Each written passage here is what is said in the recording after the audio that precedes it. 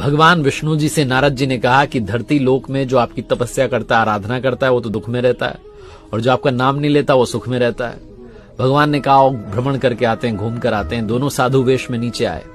एक व्यापारी के घर गए साधु वेश में भिक्षा मांगने के लिए, उसने भगा दिया वहां से। जब वहां से निकले तो भगवान ने पलट करके व्यापारी के घर की तरफ देख करके कहा कि तुम्हें और पैसा मिले, तुम और समृद्ध हो जाओ।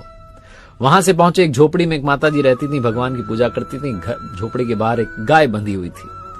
जाकर के भिक्षा मांगी तो माता जी ने कहा भोजन तो नहीं करवा सकती हूँ, दूध का इंतजाम कर सकती हूँ, गाय क्योंकि मेरे पास है। दूध का इंतजाम किया, आराम से उनको आसन पे बैठाया। उसके बाद जब वहां से चले तो पलट करके भगवान ने झोपड़ी की तरफ देख करके कहा कि तुम्हारी गाय बहुत जल्दी चल बसे।